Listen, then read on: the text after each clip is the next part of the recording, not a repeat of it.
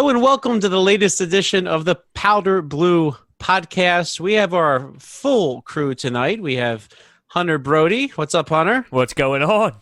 Jeff Mosher. What's up, Jeff? We missed you last week. You know, I was on my vacation in the palace in paradise. And my name's Frank Klose, and very, very happy to be with you again for another week to talk about baseball, even though there still is no baseball. But, you know, really what kind of dominated the baseball headlines last week was the plans to bring baseball back. And one of them might be a little bit interesting. Now, we heard previously that there was a plan that would allow baseball to reopen with all 30 teams playing in Arizona over the 10 spring training sites. And then now we heard this week from Bob Nightengale of USA Today that maybe the teams will stay in their own spring training sites. And this one's a little bit interesting here. So to break this down for you, teams will play in three divisions per league. So you'll have the Cactus League out west. You'll have the Grapefruit League out east, just like you do at spring training. Except this time there'll be three divisions in each, and they're going to play out a baseball season with those divisions if this idea goes through. So, Hunter, you're smiling. So I think we need to start with you. Those of you watching us on YouTube, you can see Hunter's smile. Isn't it a wonderful smile, by the way? But I guess Hunter I would think so. Hunter seems to be very eager to say so. Before we really sort of break into the specifics of this, Hunter, what are your overall reactions to doing sort of a spring training split where teams can hunker down and just play at their home spring training sites? I hate it. I think it's stupid, and I think it's dumb. I hate to be that old school baseball guy, but, you know, whoever wins this World Series, if this was the way things were going to go down, don't you think everyone's going to somewhat laugh at that World Series championship, you know? Like, and I feel like there should be no way that the Phillies are going to compete in a division with the Yankees and the Pirates and the Tigers. Like, to me, it's starting to get silly, as if you're making fun of baseball by throwing in this entirely different platform to go out and compete. All right, Can you imagine winning and then like the opening day of the next year, you're at like Citizens Bank Park and things are back to normal and they're hanging the Grapefruit League pennant at the ballpark, like, yay, we won. Like you said, well, we won the Grapefruit League pennant. Woohoo! Hey, the Phillies technically did, right? Because when this all shut down, they were in first place, right? So why can't you just hang that banner right now? But all right, so we have a lot to break down from that, Hunter. You were smiling. I thought you might go a different way, but Geoff Mosher, what do you think about all this? Which league gets the DH, by the way? The Grapefruit or the Cactus? Both of them. It would be everybody. It would be the whole entire league. So with both reports, the one by Jeff Passan and the one by Bob Nightengale, my first instinct was more of a microwave society baseball loving fan that I am, where I was like, cool, baseball. But then I actually sat down and thought about it. And a lot of the things that Hunter just brought up, I thought the same about. I just, as badly as I want baseball back, two things crossed my mind. One, I don't want it back as baseball .36. I want baseball as whole. I don't want a distilled version. I don't want a decimal point version of the game that is still my favorite sport of all. And the second thing, and I guess they go hand in hand, guys, is that, well, I'm not an alarmist, and while I try to be optimistic, and I am optimistic, I think we'll all come out of this on the right side, and things will be a little bit different, but, you know, we'll all eventually adjust. I just don't see right now, as we're deep in this thing, even if the curve is starting to flatten, I don't see the need for baseball to be the one to step forward and say our game will continue. I'm not really thinking. I'm missing baseball, but I'm not sitting down at night saying, man, I wish I had a baseball game to watch. I'm sitting down at night a little worried about, you know, the economy, my family, my friends, my neighbors, my village, my everything, and just how things are going to change. And baseball is not a high. As much as I miss it, I also understand it's not the biggest priority in my life right now. It sounds conflicting because I miss it greatly, but I don't think some distilled version of it is going to fill a void enough to make me happy right now. No, I agree with that completely. The first thing that crossed my mind was this is baseball somewhat forcing the issue, just, hey, let's get back. Well, when the owners think about it, they're trying to make money, and TV revenue is better than no revenue at all. So that's their mindset. But from a fan's perspective, I don't think I'd be satisfied watching 2 double headers and they're 7 innings long and they're starting to play around with the rules, and it's almost as if they're mocking the sport of baseball just to get something back on TV. You just saw that with the horse competition in the NBA. That was trash. That was garbage. That was something just to get out there. And to me, it's going down the same path if they do go with this plan. So let me ask you this, though. Frank Fitzpatrick of the Philadelphia Inquirer, tremendous columnist. He did a really neat historical piece the other day about the 1995 replacement team Phillies. This is not a replacement team, right? I mean, if you're a Phillies fan, you get to see, albeit on your television, you get to see Bryce Harper. You get to see Rhys Hoskins. You get to see Aaron Nola. A bunch of these guys, their careers get to continue. They don't have to say, you look on the back of their baseball card and there'd be absolutely nothing under 2020. Now that's a pretty, at least it's somewhat of a boost, right? You'd have to ask. I mean, I know that there was a report on ESPN shortly after Passan's report came out. I think he himself did a story where he asked a bunch of players how they felt about it. And I didn't get the chance to read the whole thing, but it seemed like the majority of ones asked about it were not thrilled with it. They're not thrilled.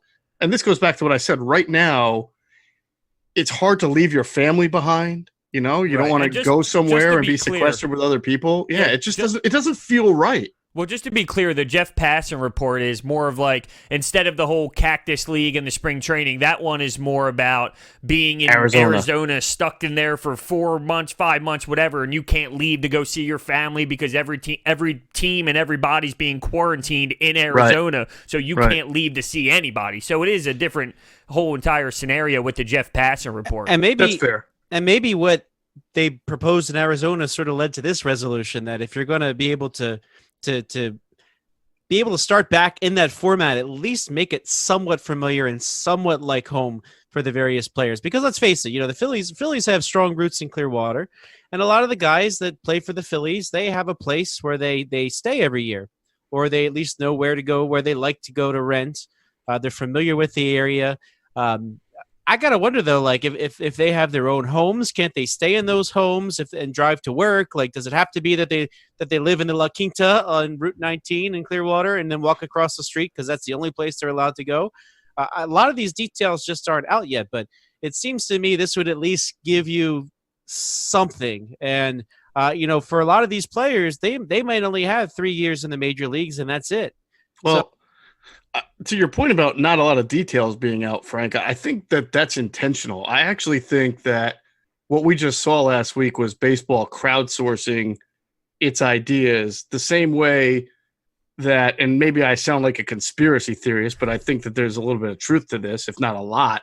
I think Sixers ownership was doing the same thing when they first announced their plans to give big-time salary cuts, and then it was made public, and then they got backlash, and then they pulled back and said they made a mistake. But these people who own sports teams are not idiots. They don't, if anything, they don't do anything uncalculated or unpremeditated, right? So to me, what baseball was doing by having at least the foundation of its ideas leaked and then kind of taking the temperature of both the fans and even the players themselves, I think they're crowdsourcing to see if it's the right time to even start introducing some of these philosophies and concepts about, bringing the game back. And that reminds me, you talk about the crowdsourcing or sort of getting people used to the idea.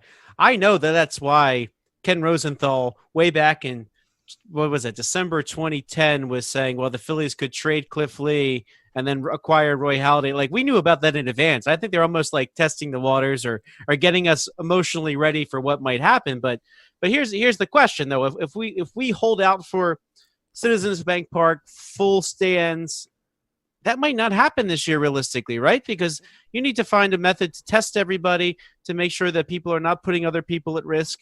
And it seems like those mass gatherings might be the issue. And there was plenty of articles floating around the last day or two about how concerts and sporting events that are open to the public might be the last thing that we get back because of the large numbers of people. I mean, and unless there's a way that, let's face it, they pat us down with the with the metal detectors anyway, right? Until they can do a coronavirus screening as we walk in the door right after the metal detector, and it's that easy. I don't see how you open up the stadiums and let everybody in. And then here's my question too: like if one player on one team in the middle of the Grapefruit League, if all of a sudden, let's just say, I'm just picking a random name and I apologize for him, but Steven Brawl of the Pirates, if he tests positive, then what? Do you just shut the whole Pittsburgh Pirates down in Bradenton and just say, all right, well, you're just going to have a bye on those games? And then what happens for competitive play in terms of the rest of the teams that may have played the Pirates already or didn't play the Pirates yet?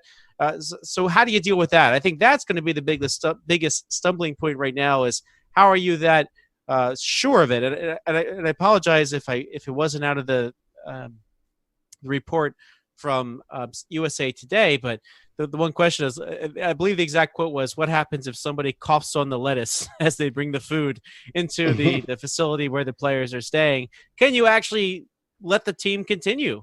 Well, that was in Jeff Passan's report. They plan on having something in place where if someone does test positive, they will not shut down the entire league again. That is part of their process of getting this done. If someone tests positive, what do we do then? Do we just put him in a certain spot, a certain area in that city, let him quarantine for 2 weeks, he misses time, and then you test other people around him to see how they test? That is in the game plan. I definitely heard Jeff Passan talk about that on ESPN. But I do want to counter your point about waiting until you can fill up Citizens Bank Park. I don't know if that's what we need to wait for, but can't we wait for being able to play baseball in the normal divisions? That's all I ask for. I guess it doesn't have to be the whole entire Citizens Bank Park filled, but can we just compete with the normal divisions, and from there, I will be satisfied? Yeah, and I should amend a statement that I made earlier when I said I don't want a decimal point fraction of baseball. I want all of baseball. I do understand what you're saying, Hunter, in that when this thing does return, I do think that there are going to have to be some adjustments we're going to get used to, and not filled stadiums is probably going to be one of them. Can they come out with a plan so that you have enough people in the stadium where nobody is, where you have one person every 6 feet, and therefore maybe, and I'm bad at math, I don't know how to, maybe you, instead of having, 23,000, you have 6,000. I really don't know how it would work. I think that that's one of the adjustments that we'll have to deal with. But to your point, at least they're playing games in their home stadiums. They're playing in their normal divisions. They're playing in their normal leagues. You can watch it on TV. You might hear a little bit of excitement for a home run or a strikeout. But, and again, this is a scenario that I think we all envision happening not in days or a week or two, but in several weeks. And by that point, and I think a big part of this discussion is missing, is what do we know then that we don't know now? Do we have enough information then so that we're not as worried and anxious as a society as we are right now, and not knowing what's coming around the corner? Well, let me ask you this, Jeff. If that's going to be the issue where they say, hey, listen, every row you can have one person on each end, and the following row have one in the middle of the row, like, for one, this is not how fans enjoy baseball, right? Usually you go with your friends. I suppose I've done it. I don't know. Have I ever gone to a game by myself? I don't even know if that's the real thing, right? That's a good point. I'm trying to think if I've done that. I mean, maybe I've bought a single ticket and then walked around, in a standing room, and then walked around to see a whole bunch of people I knew. But I go to hang out with people, right? I mean, that's usually the bottom line. So how do you replicate that? And if you can't have that, why not just play it somewhere else where you have the camera crews and the people in their homes can enjoy it? Yeah, I mean, that's a good point. I don't know how many people actually picture going to the game with your family, but not being able to sit with your kids and your wife. They'd have to sit 20 seats away from you. That could be an advantage, right? I'm thinking. Can they make a promotion out of that, like family distancing night? I'm thinking of the fights that are going to happen when people are waiting in line for crab fries and they're all trying to get there, but you got to wait because you got to wait 6 feet, and now you're how many feet away from the line? And I don't know, man. Forget that. How about the Phillies Mets game where you're fighting with the Mets? Screw you, buddy! What? I can't hear you. I said screw you. By the way, just a side note, I've gone to the movies by myself and I love it. I had 3 hours to kill between meetings once, and I'm like, what the heck am I going to do for 3 hours? So I just went into a movie theater and saw whatever was on, and it was actually great because I could be on my phone and nobody bugged me, and I could just do my own thing. But I don't know that I would have that same experience. People say that. People say that they enjoy going to the movies alone. I don't know. I've only done that a couple times, and one other time waiting to come home from spring training just because there's a movie theater by the Tampa airport. But speaking of Tampa airport, like here's one thing that's a big advantage of this. These players don't have to get on planes with recirculated air. They can just go from site to site in their local vicinity, right? So isn't one advantage that they don't have to expose themselves to travel? I mean, that would be the only reason to have different leagues, because unfortunately, I guess it was precipitated by there were teams on the West Coast, so you wanted to have something over that way more. So, but now you have this Arizona thing, which I don't think is the same experience as the Florida spring training. But let's face it, the Cleveland Indians and the Cincinnati Reds, they're in two different divisions. They're in the same state, but then they're out in Arizona for that. But I don't know why they're in Arizona, but you get that the Los Angeles Dodgers are. So, like, what options do you have other than to sort of play where you have to make a division where the sites are, right? I guess that would be it. I just don't want. I'm sure they can come up with a game plan. I just don't want to see it being to the point where I know heading into it that when a team wins the championship, it feels like it's almost fake and it doesn't feel right and it doesn't feel like it should be going down that way. And I would say that if it was the Phillies, if they played this year out where there was, I don't know, I'm just spitballing, just say it was 70 games and they play with this spring training type atmosphere, I would know that World Series kind of doesn't feel like a real World Series. You know what I mean? I guess I don't like going into it knowing that it doesn't feel right. Well, let me ask you this. You might have to ask if you feel like it's all or nothing. I mean, if you feel like it's got to be all, it's got to be a real World Series or nothing, then you're going to have a hard time even finding that happy medium. How about this? You've got a dome stadium in Arizona, right? In Chase Field. So you have one.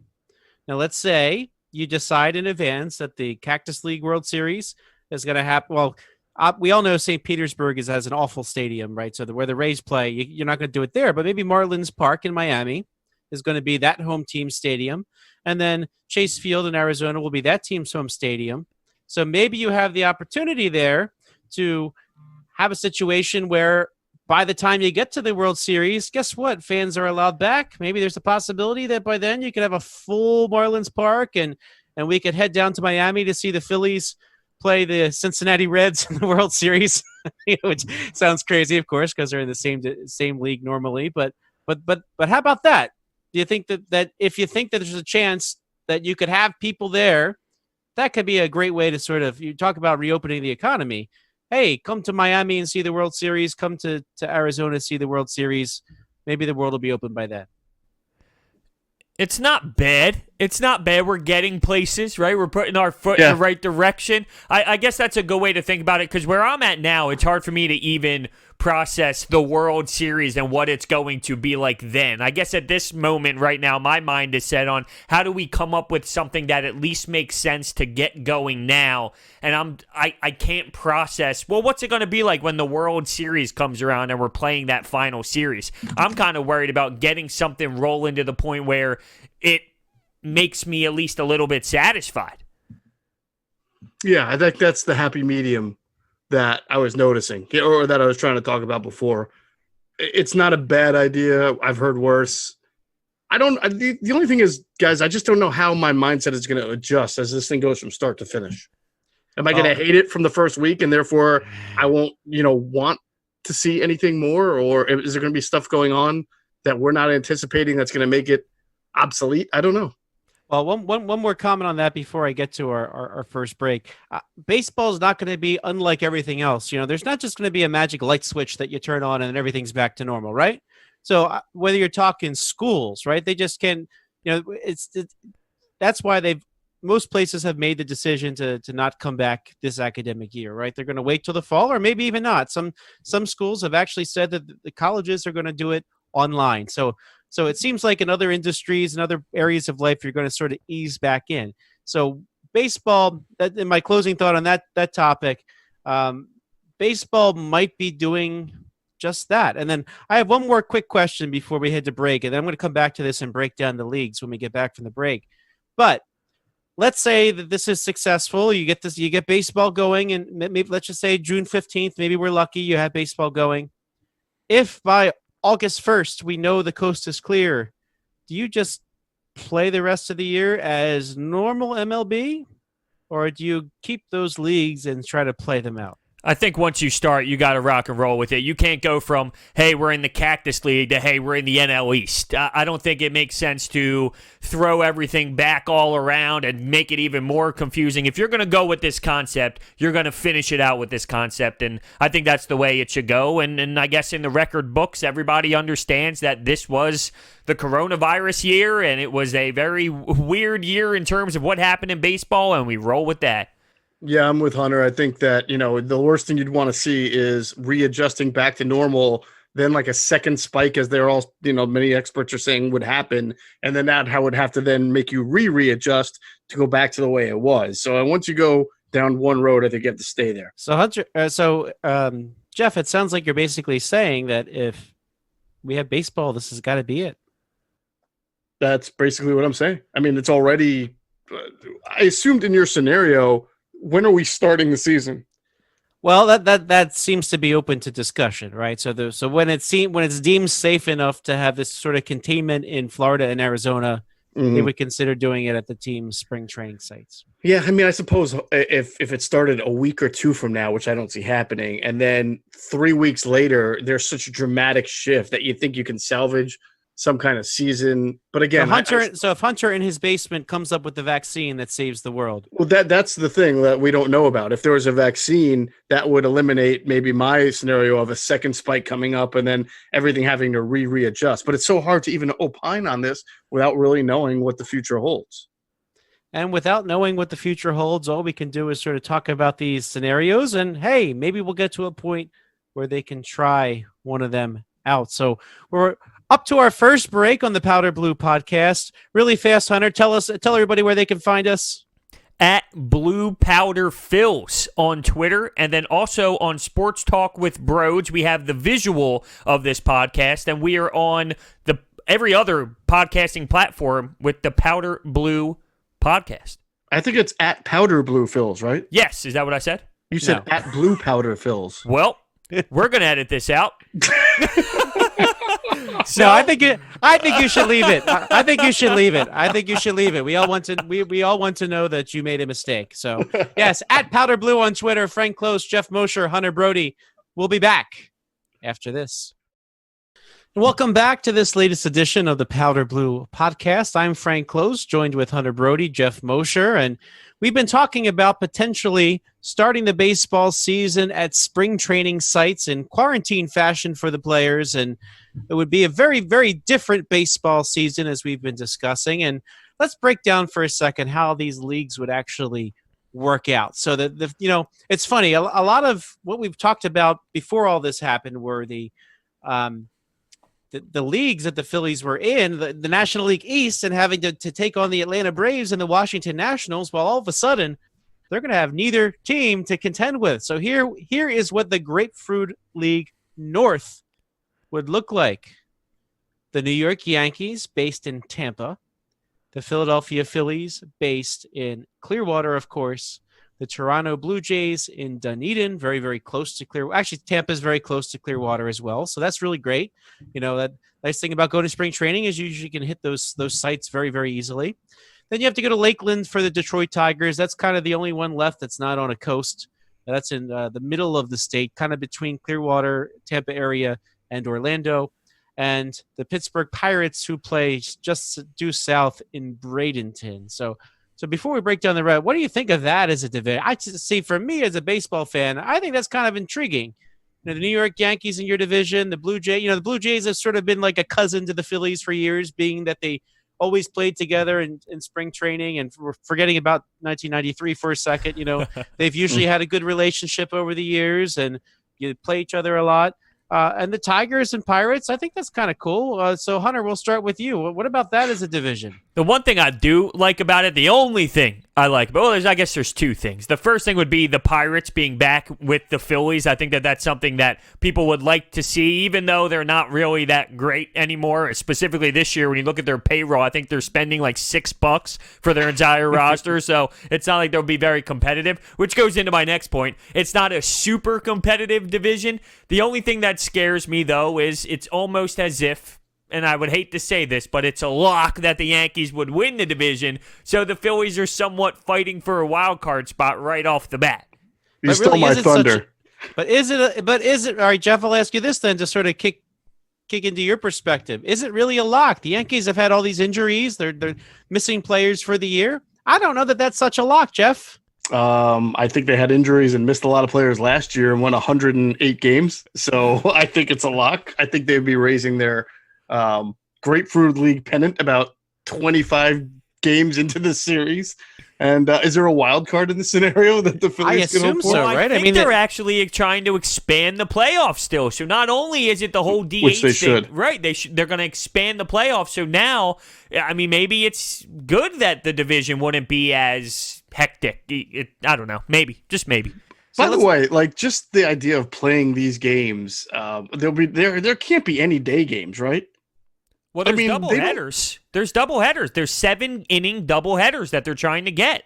Yeah, well, I'm sorry, but day baseball in Florida. I mean, there's a reason why even the Florida State League Single A. I think they start their games at 3:00 or something because usually that thunderstorm rolls in most parts of Florida every single day. Yeah. Between 1 and 3, I just think that it would be brutal. In the summer in Florida, there's a thunderstorm almost every single day of the week, and you just, going down to Threshers games, it's like you get there in time to get your beer and your hot dog, and you just have to often wait out the thunderstorm before you get back to the game. That is a reality that will interfere with this, so there's no doubts about that. But I like it better than the desert, like 112 degrees that Arizona is.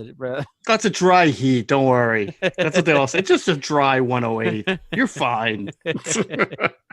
So let's talk about the other divisions here. So the Grapefruit League South would be the Boston Red Sox, the Minnesota Twins, the Atlanta Braves, the Tampa Bay Rays, and the Baltimore Orioles. Now, by the way, the Orioles sort of got shafted in this one because you think the Orioles. Well, they're stuck in a brutal division normally anyway. There's a couple of reasons they are, but Bradenton is almost. Bradenton is almost in Sarasota. So the Pirates ended up playing with the Northern Division, even though that might be really, really close to go from Sarasota to Bradenton, and yet the Baltimore Orioles, based out of Bradenton, they have to go south. And I will say I've driven to the Tampa Bay Rays spring training site from Clearwater. I never want to do that again. I never will do that again. It's not a pleasant ride. It's like 3 hours south and a lot of traffic. But the Braves just moved up the road. So the Braves and Rays will be right near each other. And then the Minnesota Twins and Boston Red Sox, they share a facility in Fort Myers. So at least you'll have some games that can be played with relative ease. So I guess that's the idea behind this. Little travel is possible. And then if you go to the Grapefruit League East, real quick, who do you think wins that division? That's a tough division. The Red Sox aren't going to have much in the tank this year. I know they're not, but you got the Rays, right? I mean, the Rays are definitely a very solid squad. Minnesota, they're a tough squad, too. They hit a lot of dingers, so that's a tough division to battle out. Yeah, I actually think that would be a really competitive division, even if the Boston Red Sox aren't what they usually are, and even though the Orioles are what they usually are. So, it would be between Atlanta the Rays, and the Twins. That's going to be a battle. Yeah, that's all of a sudden something I'm interested in. Yeah, see, watch any of those games. This is kind of fun. Now let's look at the Grapefruit League East. So these are the teams that are primarily on the East Coast near the ocean, which isn't as fun as the Gulf, by the way. But the Washington Nationals, the Houston Astros, the two of them basically share a facility. The New York Mets, the St. Louis Cardinals, and the Miami Marlins. Now the Marlins and the Cardinals do share a facility. So Port St. Lucie is where the Mets are. The Cardinals and Marlins share one in Jupiter. So these shared facilities will actually mean no travel for some of the teams in the division. So that's got to be a good thing, right, guys? I just had a thought that has nothing to do with this, what we're talking about, but that's good.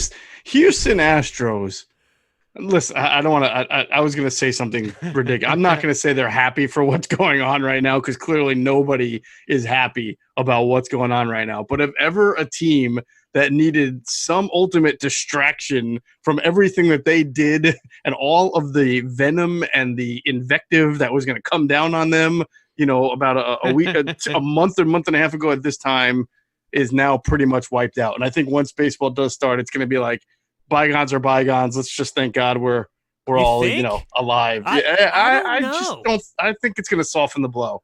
It might soften it, but it's still so brutal that I don't think this will ever go away. I really don't. Once baseball's back and we are normal and there are fans in the building, Jose Altuve walks up to the plate in an away building. You think everyone's thinking, well, I mean, at least coronavirus is over. No, they're going to be ready to go. Yeah, but I mean, you're talking about they might be playing in half-filled stadiums and older people down in Florida and Arizona. Like, they're not going to be like the typical Philly crowd that's ready to muck it up as soon as the leadoff batter is up. So I don't know. I see it differently. I think the Astros are going to get a little bit of a free pass because of this. But then they again, will. no And they one's won't really get to getting a free play. pass. They won't get to play the Dodgers this year again because they'll Right. be in completely different leagues. Although they still share a facility with the Nationals in West Palm Beach. Who they Roger Dean lost to Stadium, if I'm not mistaken. who they lost to in the World Series. So that's an interesting one there. So that has some interesting storylines for sure. I think even related to the scandal, even though the Dodgers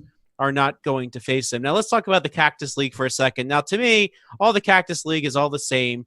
It's Phoenix and the roads around it. It's like if you're in Philly and then you have one in King and Prussia, one in Right. Camden, one in Pottstown. It's all Philly. One in Glassboro. It's basically it. So Right. it's like all Phoenix. So but here's how the divisions will line up in this scenario: the Chicago Cubs, the San Francisco Giants, managed by Gabe Kapler, the Arizona Diamondbacks. Had to bring that up under. The Arizona Diamondbacks will be the home team for the entire league, basically. The Colorado Rockies and the Oakland Athletics. Now that's a pretty interesting division because the Athletics seem like they stand above everybody else. They're a weird They're team. good. They're really good. I know, but they're the type of team that could also be bad, and it wouldn't shock me because they're not. You're right that they're good. They're usually good when people think they're going to be bad because they don't have these name players. But the Cubs are pretty good too, and the Diamondbacks might be better than expected. Here we are now, actually talking real baseball, which is amazing. That would be an interesting division. I think it would be a tight division. I don't see one team pulling away. Tight, but not like a team that stands out as great. I feel like it would be a good battle between a couple above average squads. No one's going to like really stand out and be an elite team. So that's the Cactus League Northeast. And let's talk about the Cactus League West, which is the Los Angeles. Real quick, Frank. I'm sorry to interrupt you, but now I'm like, this has got like the wheels in my mind churning. Certain teams build themselves certain ways. The Oakland A's with Billy Beane and the Moneyball, they've always built themselves around high on-base percentage guys. Not a lot of sluggers. I mean, they'll have a Chris Davis or they'll have some guys with pop, but they don't usually compare to, say, what you see on the Yankees, right? Now, you're playing in Arizona with really high, I guess the thin air is what I'm saying, right? The altitude. Well, it's not the altitude thing because they're in the desert, but for some reason the ball carries, right? Some are domed, though. I think they're going to try to make as many dome games as possible. Well, I wonder if that changes anything between a team built like, say, the Rockies and a team built like the Athletics. I don't know. It just popped into my head because they're all playing in the same climate and the same altitude, and the ball tends to carry in Arizona. Excellent point. And so let's so we make sure we get them all in. The Northwest, the Cactus League Northwest is the Milwaukee Brewers, the San Diego Padres, the Seattle Mariners, the Texas Rangers, and the Kansas City Royals. So that really has no clear front runner. I guess it would be the Brewers. Yeah, it would. I would think the Brewers. It's not that much of a division, and it's kind of weird seeing the Texas Rangers and the Houston Astros in a different division. I mean, a different league altogether. They've been used to being in the same division too as of late. And then we have the Cactus League West, which is the Los Angeles Dodgers, the Chicago White Sox, Cincinnati Reds, Cleveland Indians, and the Los Angeles Angels. So that's another one. The Dodgers, it seems like it's theirs. I mean, even though you have some good teams there, the Indians have been pretty good. The Reds have been on the up and up. White Sox been on the up and up. That might be the most, and the Angels too with Mike Trout. You can never rule them out. So that on the terms of divisions, that might be the strongest one of the three. Yeah, I would think so. That has, to me, at least the most parity because I think a lot of people thought the Reds were going to be a better team this year. They were kind of they did a little things in free agency. They were more talented. They made the trade last year for Bauer. That would have been, the Indians have been good for a while. Dodgers, as you mentioned, that would have been a good one. All right, well, our time's just about up. I have one burning question. I don't want to spend a lot of time talking about it because we spent last week talking about it. But these leagues assume the designated hitter. So my only question for you right now is, and I'll go to you first, Hunter. Is this fair to institute a designated hitter when teams have not planned for one? Yeah, because I don't think any of this is somewhat fair. So at this point, yeah, I think it is fair because this is also out there in terms of baseball and what they're doing and what they're trying to acquire and get done. Yeah, I think it's fair because this is so different. I mean, you can't make this stuff up, really. So at this point, if everything is all DH, then so be it. Your thoughts on the DH, Jeff? I concur. I'll hate it, but I'll understand it. And the Phillies, they have Jay Bruce, right? As we mentioned last week, Andrew McCutchen will be back, so it could be an opportunity to spare some of McCutchen's knees, or Jay Bruce could be a DH, or eventually Alec Boehm. So the Phillies seem like they're actually all right in that category, huh? Well, they've been an American League team posing as a National League team for quite a while now, with all their hitters and no pitching. So that would make sense. I'll miss Vince Velasquez batting, though, right? I mean, that's the one Phillies pitcher I actually like to see hit, and I don't know why he didn't get to pinch hit much more than he did last year. But when you've got guys like Andrew Knapp and Sean Rodriguez, right. If Gabe Kapler put Vinny V in the pinch hit, I'm gonna have a field day. Well, speaking of field days, I'm having a wonderful field day with the two of you, but it's time for our next break. So we'll be back after this. Frank Klose, Geoff Mosher, Hunter Brody. This is the Powder Blue Podcast.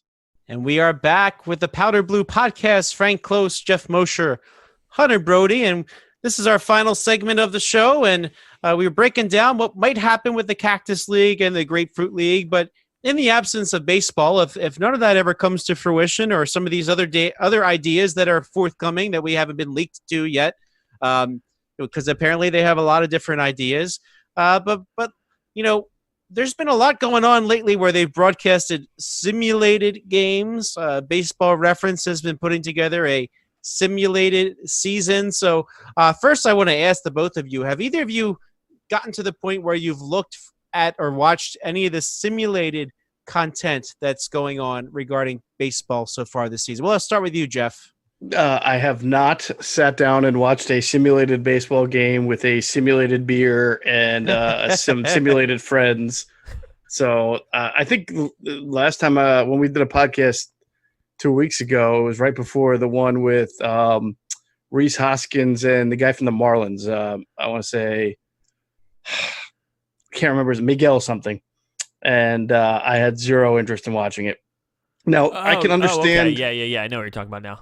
Yeah, it was a streamed game, right? Yes, yeah. It was. Yeah, I don't think this was through Baseball Reference. It was through MLB.com or something like that. Twitch, I think. Yeah, something like that. Now, I can understand why this would appeal to a lot of people, because this idea of watching like what Twitch is for, watching people play games is a thing now. It's not for my generation. My generation is, when you were playing video games and there were three people and two were playing, like, you would play the winner and you would be anxious waiting for your turn to get the sticks in your hand. So there's just no interest for me personally in watching two ball players play a game against each other as anything that's like kind of a substitute for baseball. I don't see that as it would be separate and unto itself. So how about this? What about they're actually broadcasting games that sort of are played out as simulating games where, like, there's an actual game going on. It's not people playing on their PlayStations or Xboxes, whatever they might play on. Mm-hmm. It's an actual game that's being broadcast for everybody to see. What do you think about those? Like, are they worth watching right now, or you're seeing the 2020 Phillies play out? Would you watch that, Hunter? No. Are you talking about the way you're mentioning it, similar to what NBC Sports Philadelphia is doing with the Sixers right now, where it's the Sixers versus the Timberwolves on NBA 2K20, and it's just playing, it's the computer playing? No, actually, NBC Sports Philadelphia did broadcast a game, and Tom McCarthy and Ben Davis were the broadcasters. I just must have missed this. And even if they... I must have missed this, so obviously I haven't watched it, but that's not good enough for me. I can't personally sit there and watch something All right, like so that. Hold on. Are you telling me that McCarthy and Davis broadcasted a video game? They did. A simulation as a sports of MLB writer, The Show. like if someone said to me, I have to go cover a simulated like Madden game between the Eagles and Cowboys, I would find that so beneath me, and so not even beneath me, but just so I don't know. Like I think you'd be I just intrigued a cannot little bit. imagine Hey, doing Doug, it. why did you call that play? What are you talking about, Moshe? Yeah, so the game was broadcast on April 11th. Okay, and I only know about this from Twitter. So Tom McCarthy Well, it tweeted must be about true it then. ahead of time, and he said after the fact, he said, "Thank you all for watching our MLB The Show simulated game. We enjoyed it very much. Just to see each other on Zoom and talk baseball." So that's a lie and a half right there. See, at that point, why not just have a couple That's what we're guys doing. from the Phillies talking on Zoom? Like if McCutchen and Bryce Harper and Tom McCarthy all were on a Zoom call on NBC Sports at 7:00, I think that might have more value than watching a computer play a computer in MLB The Show. Well, I'd love to hear from somebody if they did. So shoot me a line at Frank Klose with a K. Tell us about it. So we'll maybe by next week we can talk about your thoughts on that simulated game, which I did not catch. I will say I did. Well, not let me catch ask you, that. Frank, if this did air, then I'm not saying if it clearly aired. Like there has to be a rating for. Like we have to find out if this had ratings, right? We should be able to find that out. We probably can at some point. So Yeah, I would love to see the ratings on that. I can't imagine people sitting there watching 9 innings. 9 innings. What if it went to extras, like the 13th inning, to the point where what happened last year? And I forget where it was exactly. It might have been Colorado, where it ended up going to like the 15th inning, and maybe Blackman hit a home run or a walk-off home run or something, and the Phillies ran out of pitchers. It was one of those nightmares. Maybe it wasn't that game in particular, but what if that happened on this simulated game, and people are sitting there for 5 hours watching that garbage? No offense if that was you watching the full 9. But come on. But teams are doing that. I think I even did see Andrew McCutchen actually tweet about an at bat he had in one of the simulated games where he ended up walking. So he basically broke down this at bat where it ended up going a full count and he walked. But wasn't the most what a exciting... great virtual eye he had. but he's kind of funny. You can still check it out. He tweeted this on April 9th about a simulated game that was that went on. And he's basically critiquing himself as the batter. I thought that was the best thing that I saw in terms of the simulations. I don't know if I want to watch an entire game, but that is something which is indeed occurring. And another thing that is occurring, and I'm just going to throw this out just for fun, but Baseball Reference has been simulating the entire season game by game with all the players on the teams as if things were to happen. And so I pulled up the box score for now. Full disclosure, so we're recording this on April 13th, okay? So we're recording this Monday night late. And the Phillies played today, according to the simulated game. And the Philadelphia Phillies defeated the Milwaukee Brewers, and Zach Greinke. I'm sorry, not Zach Greinke.